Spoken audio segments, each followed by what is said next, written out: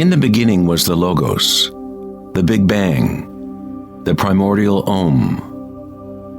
Big Bang theory says that the physical universe spiraled out of an unimaginably hot and dense single point, called a singularity, billions of times smaller than the head of a pin. It does not say why or how.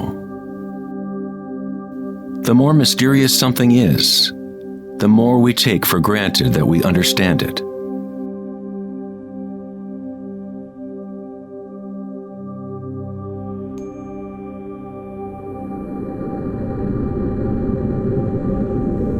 It was thought that eventually gravity would either slow the expansion or contract the universe in a big crunch. However, images from the Hubble Space Telescope show that the universe's expansion seems to be actually accelerating, expanding faster and faster as it grows out of the Big Bang. Somehow, there is more mass in the universe than physics predicted. To account for the missing mass, physicists now say that the universe consists of only 4% atomic matter, or what we consider normal matter. 23% of the universe is dark matter, and 73% is dark energy, what we previously thought of as empty space. It is like an invisible nervous system that runs throughout the universe, connecting all things.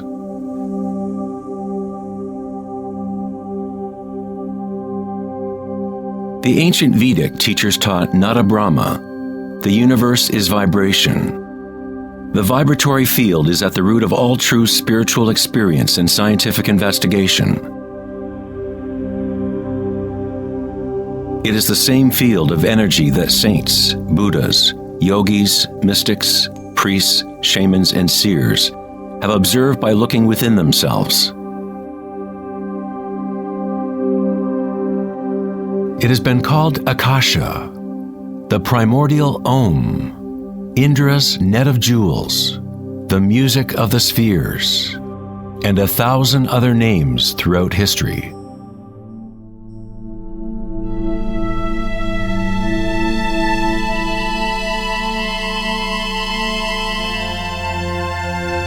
It is the common root of all religions,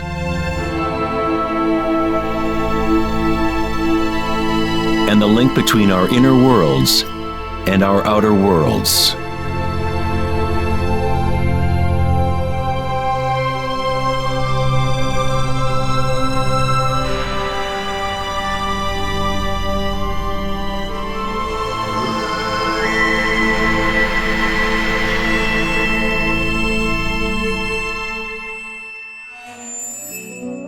In Mahayana Buddhism in the 3rd century, they described a cosmology not unlike the most advanced physics of modern day.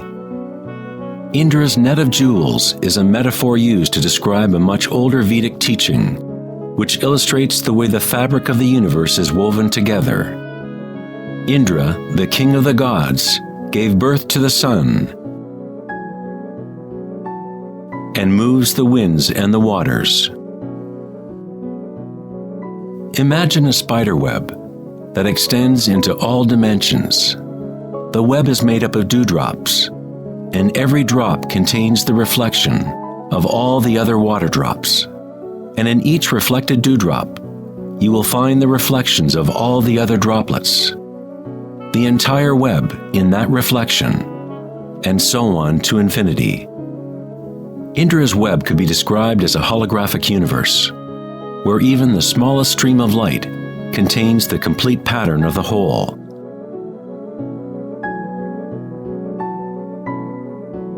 The Serbian-American scientist Nikola Tesla is sometimes referred to as the man who invented the 20th century. Tesla was responsible for discovering alternating current electricity and many other creations that are now part of everyday life. Because of his interest in the ancient Vedic traditions, Tesla was in a unique position to understand science through both an Eastern and Western model. Like all great scientists, Tesla looked deeply into the mysteries of the outer world, but he also looked deeply within himself. Like the ancient yogis, Tesla used the term Akasha to describe the etheric field that extends throughout all things. Tesla studied with Swami Vivekananda, a yogi who brought the ancient teachings of India to the West. In the Vedic teachings, Akasha is space itself, the space that the other elements fill, which exists simultaneously with vibration. The two are inseparable. Akasha is yin to prana's yang.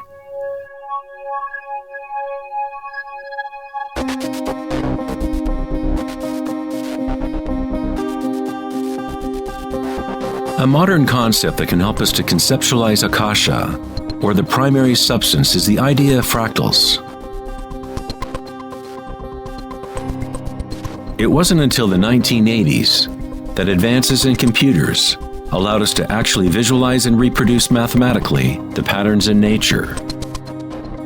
The term fractal was coined in 1980 by mathematician Benoit Mandelbrot, who studied certain simple mathematical equations that, when they are repeated, produce an unending array of changing mathematical or geometrical forms within a limited framework. They are limited, but at the same time, infinite. A fractal is a rough geometric shape that can be split into parts, each of which is at least approximately a reduced size copy of the whole pattern, a property called self-similarity. Mandelbrot's fractals have been called the thumbprint of God. Om Shrim Rim Klim Lam Gam Ganapati Varavaradap Saravajanam Eva Shavaya Swa. You are seeing artwork generated by nature itself. If you turn the Mandelbrot figure a certain way, it looks sort of like a Hindu deity or Buddha. This figure is being termed the Buddha-bro figure. Om Shrim Rim Klim Lam Gam Ganapati Varavaradap Saravajanam Eva Shavaya Swa.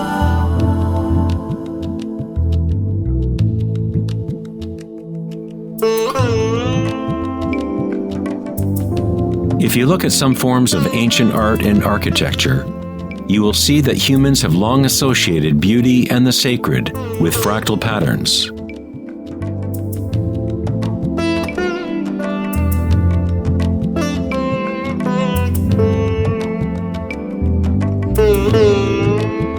Infinitely complex, yet every part contains the seed to recreate the whole.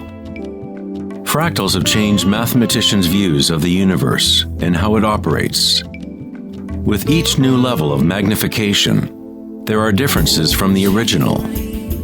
Constant change and transformation occurs as we traverse from one level of fractal detail to another.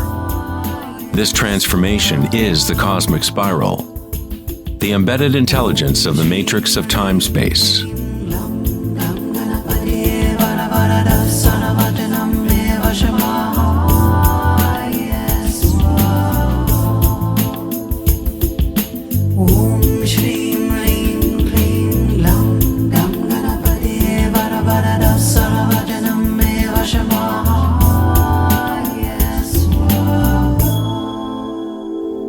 Fractals are inherently chaotic, full of noise and order. When our minds recognize or define a pattern, we focus on it, as if it is a thing. We try to find the patterns we see as beautiful, but in order to hold the pattern in our minds, we must push away the rest of the fractal.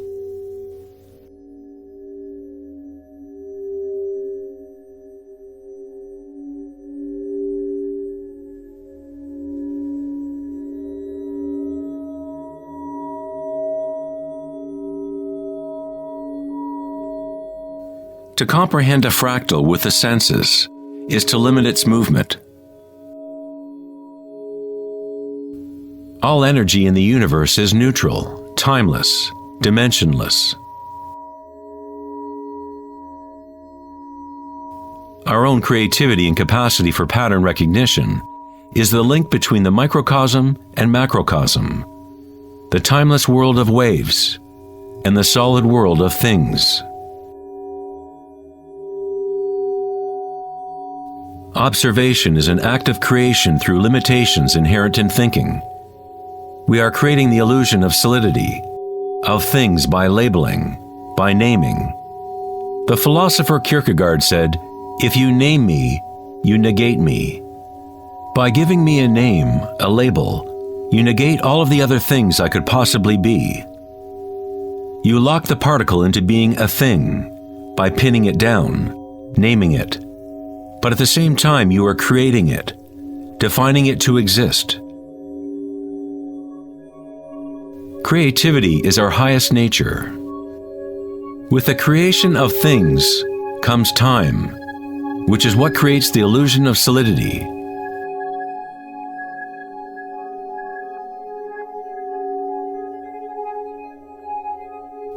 Einstein was the first scientist to realize that what we think of as empty space is not nothing. It has properties. And intrinsic to the nature of space is nearly unfathomable amounts of energy. The renowned physicist Richard Feynman once said, "There is enough energy in a single cubic meter of space to boil all the oceans in the world." Advanced meditators know that in the stillness lies the greatest power. The Buddha had yet another term for the primary substance, what he termed kalpas, which are like tiny particles or wavelets that are arising and passing away trillions of times per second.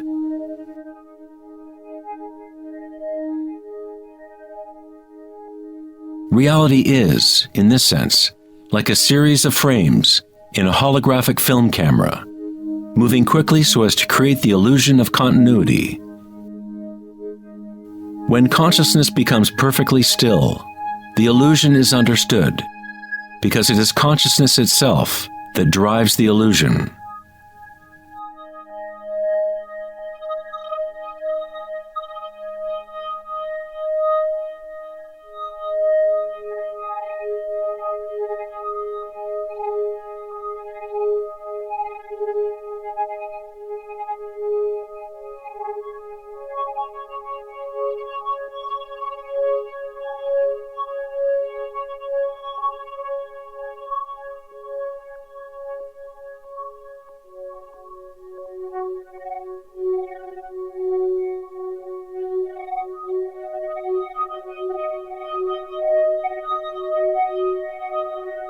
In the ancient traditions of the East, it has been understood for thousands of years that all is vibration.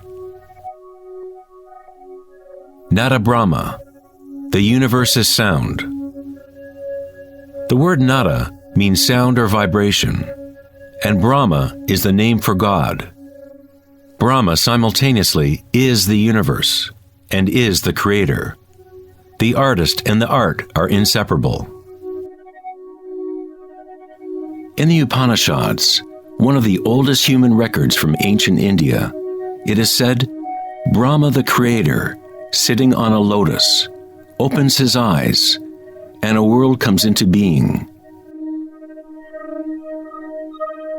Brahma closes his eyes, and a world goes out of being. Ancient mystics, yogis, and seers have maintained that there is a field at the root level of consciousness. The Akashic field, or the Akashic records, where all information, all experience, past, present, and future, exists now and always. It is this field or matrix from which all things arise, from subatomic particles to galaxies, stars, planets, and all life.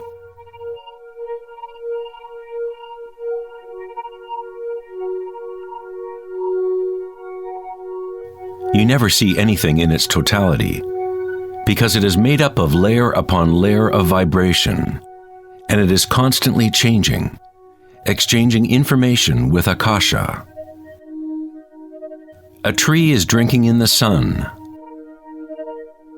the air, the rain, the earth. a world of energy moves in and out of this thing we call a tree. When the thinking mind is still, then you see reality as it is, all aspects together. The tree and the sky and the earth, the rain and the stars are not separate.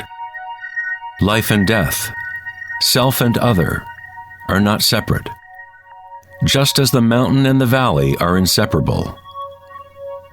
In the Native American and other indigenous traditions, it is said that everything has spirit, which is simply another way of saying everything is connected to the one vibratory source. There is one consciousness, one field, one force that moves through all. This field is not happening around you, it is happening through you, and happening as you. You are the you in universe. You are the eyes through which creation sees itself. When you wake from a dream, you realize that everything in the dream was you. You were creating it. So-called real life is no different. Everyone, everything is you. The one consciousness looking out of every eye. Under every rock.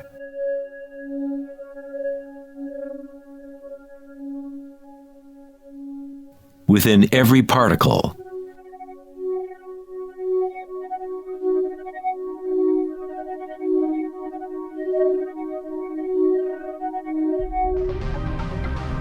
International researchers at CERN, the European Laboratory for Particle Physics, are searching for this field that extends throughout all things. But instead of looking within, they look to the outer physical world. Researchers at the CERN laboratory in Geneva, Switzerland, announced that they had found the Higgs boson, or the God particle. The Higgs boson experiments prove scientifically that an invisible energy field fills the vacuum of space.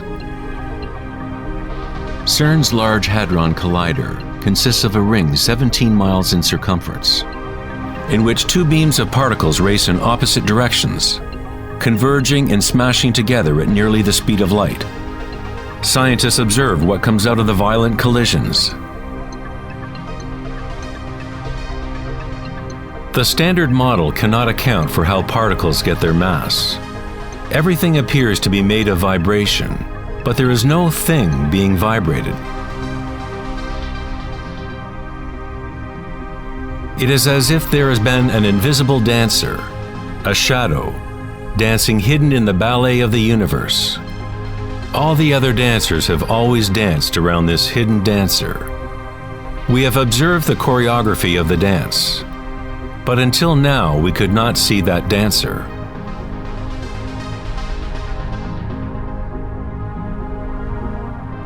The so-called God particle, the properties of the base material of universe, the heart of all matter which would account for the unexplained mass and energy that drives the universe's expansion.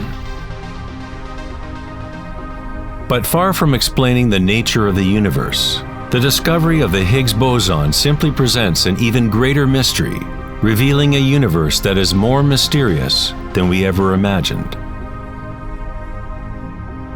Science is approaching the threshold between consciousness and matter. The eye with which we look at the primordial field and the eye with which the field looks at us are one and the same.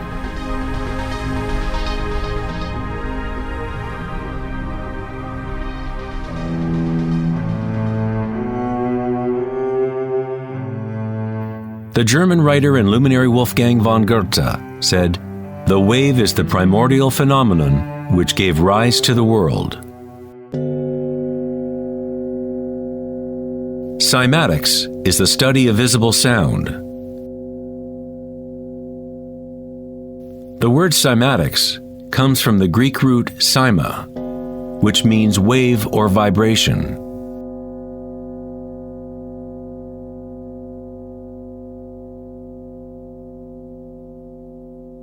One of the first Western scientists to seriously study wave phenomena was Ernst Chladni, a German musician and physicist who lived in the 18th century. Chladni discovered that when he spread sand on metal plates and then vibrated the plates with a violin bow, the sand arranged itself into patterns. Different geometrical forms appeared depending on the vibration produced.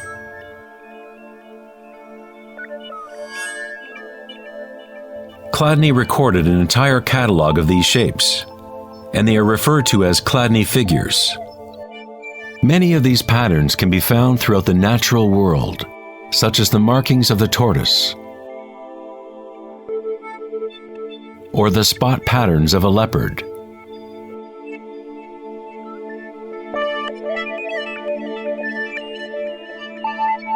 Studying Chladni patterns or cymatic patterns is one secret way in which high-end guitar, violin, and other instrument makers determine the sound qualities of the instruments they make.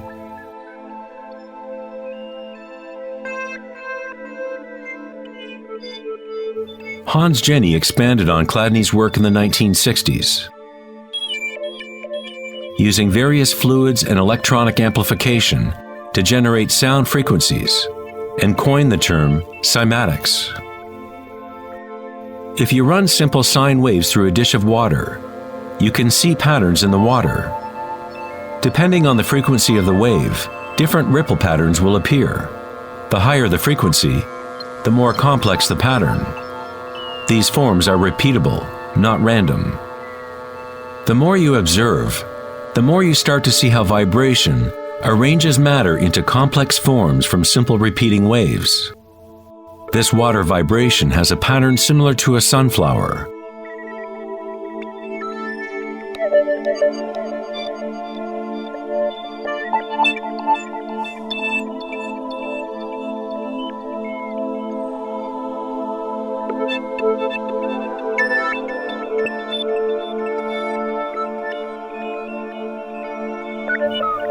Simply by changing the sound frequency, we get a different pattern.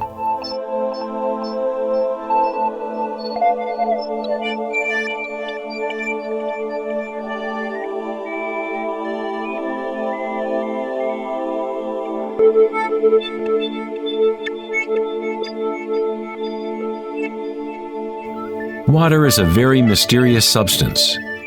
It is highly impressionable. That is, it can receive and hold on to vibration. Because of its high resonance capacity and sensitivity, and an inner readiness to resonate, the water responds instantaneously to all types of sonic waves. Vibrating water and earth make up the majority of mass in plants and animals. It is easy to observe how simple vibrations in water can create recognizable natural patterns. But as we add solids and increase the amplitude, things get even more interesting. Adding cornstarch to water, we get more complex phenomena.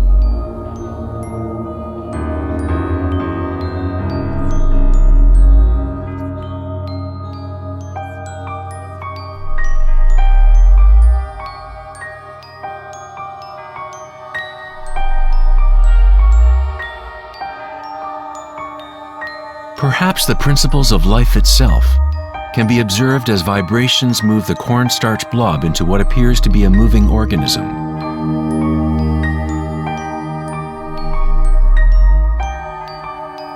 The animating principle of the universe is described in every major religion, using words that reflect the understanding of that time in history. In the language of the Incas, the largest empire in pre-Columbian America, the word for human body is Alpa Kamasca, which means literally, animated earth. In Kabbalah, or Jewish mysticism, they talk about the divine name of God, the name that cannot be spoken. It cannot be spoken because it is a vibration that is everywhere. It is all words, all matter. Everything is the sacred word. The tetrahedron is the simplest shape that can exist in 3 dimensions. Something must have at least 4 points to have physical reality. The triangle structure is nature's only self-stabilizing pattern. In the Old Testament, the word tetragrammaton was often used to represent a certain manifestation of God. It was used when talking about the Word of God, or the special name of God, Logos or primordial Word.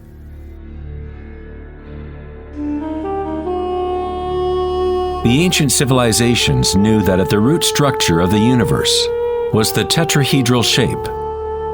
Out of this shape, nature exhibits a fundamental drive toward equilibrium, Shiva, while it also has a fundamental drive towards change, Shakti.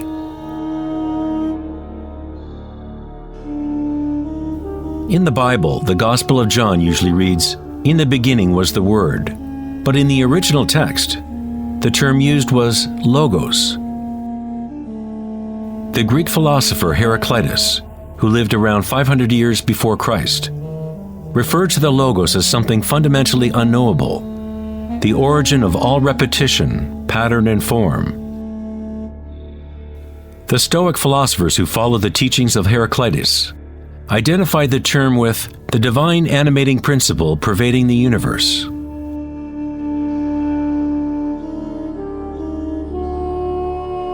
In Sufism, the Logos is everywhere and in all things. It is that out of which the unmanifest becomes manifest.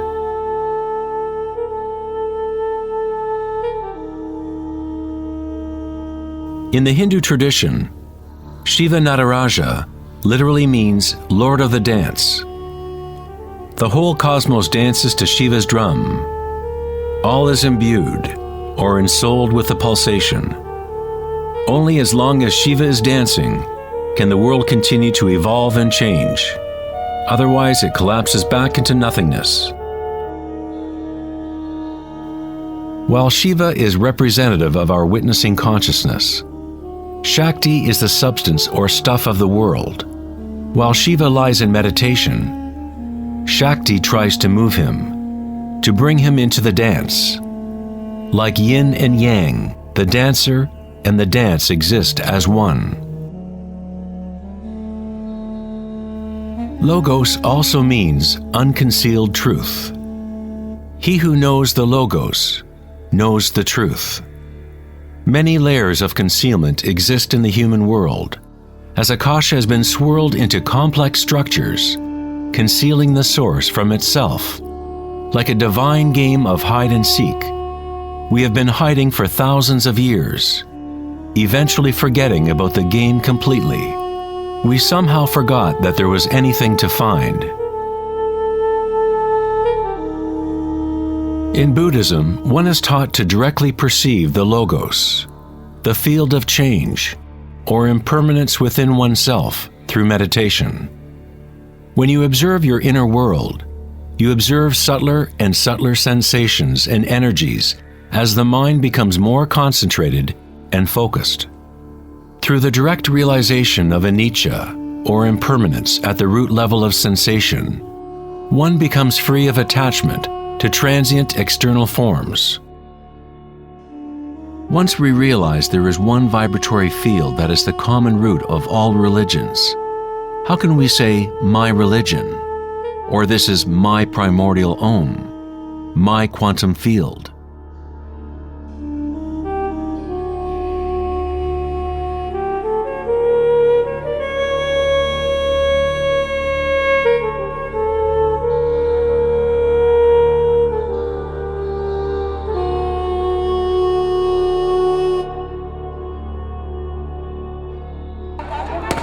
The true crisis in our world is not social, political, or economic.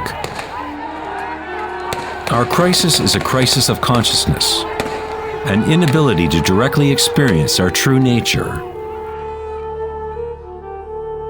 an inability to recognize this nature in everyone and in all things.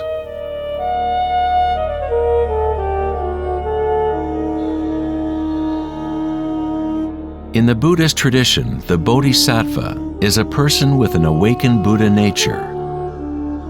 A Bodhisattva vows to help to awaken every being in the universe, realizing that there is only one consciousness. To awaken one's true self, one must awaken all beings,